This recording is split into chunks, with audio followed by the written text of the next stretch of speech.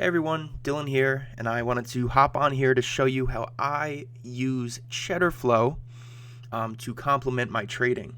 So CheddarFlow is an excellent platform that I personally use to give me an edge in the markets. This is how I personally use this platform. I'm not saying that this is the correct way to do so, but after using this platform for well over a year, this is how I find the most value in utilizing it. So this is the main page that you'll see when you log into the website. So I'm going to go through one of these scans just to show you how to read what you're seeing here. Okay, so let's use NEO in this example. So what this is saying is that a trader purchased option contracts of NEO at 12:29 p.m. Eastern Time. Okay, this is the expiration date that the trader picked. This is the strike price. This shows if it's calls or puts. This is the spot price of the underlying asset, which means that when the trader placed this trade, NEO was trading at $58.81. The size represents the amount of contracts that the trader is purchasing. The price is the premium that the contracts are trading at. So this trader bought 200 contracts that are each $23, and he paid he or she, I should say, paid $483,000 for this particular trade. The type of trade represents whether it's a sweep, split, or block. If you do not know what that is, you can go onto CheddarFlow's resource page, and they have many other educational videos, as you could see down here. See educational videos where they will do an excellent job explaining how to distinguish between what a sweep, a split, and a block are. And then lastly, let's see, the volume and the open interest for these particular contracts. So that's how you read this. And like I said, if you have any questions regarding what I just said, they have excellent educational videos and different blog posts in this resource center, which, like I said, do a really good job regarding how to read these scans. So going back to what I said, this is how I personally use this platform. Right over here is very, very powerful information. These are called dark pool prints. If you don't know what that is, look at this. Understanding dark pool prints. You could click on this, and it does an excellent job of how to capitalize on this information. Okay, so dark pool prints show huge orders that go through. So for example, this one was done at 12:33 p.m. Eastern Time. Someone bought Grub, the ticker Grub. They bought 107,000 shares at $81.88 for a total of $8.8 million in value. So these are huge purchases that are powerful because these are what moves the market. Okay, these are done by huge firms, and whether that is a hedge fund, a prop firm, whatever it may be, these are huge institutional orders. So without further ado, I'm going to go in and show you the filters that I use that I believe are the most optimal and give me the most value. I do Watchlist, okay? I do weeklies, and I do out of the money. Before I go into that, right here, right now, without showing just my watch list, I see all of these different stocks. Something like WFC, I don't know what that is. I've never traded WFC. Same thing with PSTH. I don't know what that ticker is. Because I don't know what that ticker is and I've never traded it before, I don't really care about it.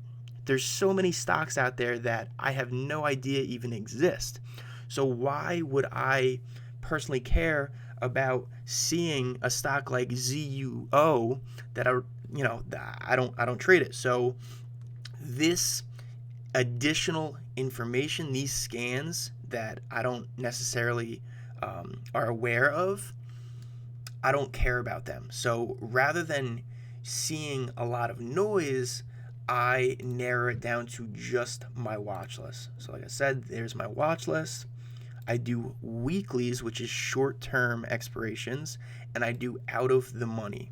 Okay? Like I said, this isn't the correct way to use the platform, but this is what works for me personally. So now that I use the watch list, right, and this is my watch list here, so I'll only see scans that have to do with these stocks: Apple, AMD, Amazon, Boeing, so on and so forth. Okay? So I'll only see option scans and dark pool prints for those stocks, just those. So anything else, any other noise that I don't necessarily care about, I won't see. So, like I said, these are what I care about, okay? Going beyond that, what I'm looking for are aggressive and consistent scans. And what I mean by that is this. I'll show you an example, okay? So let's go to Roku. This week, Roku has been on an absolute tear, okay? What's today? Today's the 8th, so Monday was January 4th, okay? This was Monday. So from Monday, it opened up Monday at $340, call it $339.98, call it $340. Now, Roku in the same exact week is trading close to $400. That's a $60 move on the underlying asset. That's a very, very, very big move, okay? I alerted my stock group that I run with a buddy that Roku was popping up on the scanner, and I'll show you this right here, okay? I said, just noting, because this is very aggressive, a trader is buying $20 out of the money weekly calls on Roku. Keeping an eye on this, no trade for me. Okay, so as you could see here, this trader was buying 350 strike calls when the stock was trading at around $331. And this all happened on, this was the 5th that this happened. So this was the Tuesday of this week. So this trader is pretty much saying that they believe that Roku will hit $350 or more in the next 3 days. Okay, that's a $19 move. That's very aggressive. What the yellow indicates, and if I go back to here, you won't see a lot of yellow, but what yellow indicates is that it's consistently coming onto the scanner. Okay, look at here. It's called repeat call activity. Okay, so the ticker symbols highlighted in gold are identified by our system as fast-moving consecutive call orders flooding into a particular name. That is what I want to see, because if I don't see the gold, that means that that particular trade isn't consistently hitting the scanner.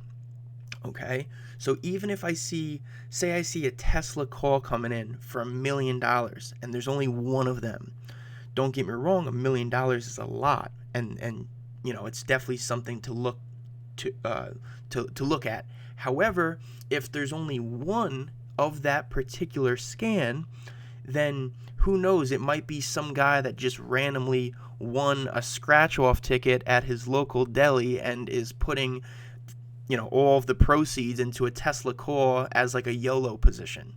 So rather than just following one scan, I look for consistent flow. So because this particular one, I saw this gold. Okay, so like I said, this is the first thing I look at for consistency. The next thing I look at is short-term weekly contracts that are far out of the money. That's where the aggressiveness comes in. Okay, so like I said, this trader was buying $19 out of the money calls for the same week expiration on a Tuesday. So let's see how this particular trade aged. So this is the fun part. Full disclaimer, I personally did not take this trade, and I'll go into that in a little bit, but let's see how this trader did. Okay, I'm gonna minimize this. This is TOS. Okay, so as you guys can see, I'm gonna bring this back over here. So Roku, this trader, like I said, you could see January 8th expiration, 350 strike, right, on the call side. This guy was, or girl, this fund, I should say, was buying these contracts for about $2.30. And they were buying a lot of them, right? 42,000 in premium, 45,000, so on and so forth. They are now currently trading at $49. Let's just use the mid price, call it 49 bucks. This means that this trader turned, I can't even do the math. I'm stuttering over here. Let me just see. Theoretically, if they held on to every single contract, let me add it up. 63 plus 79 plus 45,000 plus 42,000. So just considering, assuming that this is the same exact trader that placed these trades, he or she put in $229,000 into all four of these combined. And they're now trading roughly 20 times that value.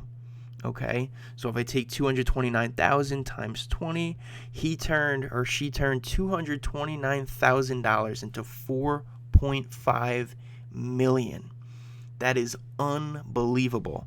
For us with smaller accounts, you could have turned $2,300 into $49,000. That is one hell of a return. Okay, so like I said, this is just for the fun of it and to track where this consistent call flow is now trading. So I'll go back to this. The reason I personally did not trade this is because it just didn't fit my personal trading criteria. So rather than blindly following CheddarFlow, ideally you want to confirm the calls or puts on CheddarFlow with technical and or fundamental analysis. If it matches up and looks good on the chart, then that'll give you double, triple, quadruple confirmation. Okay, so like I said, I personally did not buy these. I did play over all-time highs for Roku, but I did not catch it from the beginning. But obviously, this trader was expecting a huge move, and he got just that. So like I said, this is how I personally use this platform. If you have any questions, feel free to comment down below.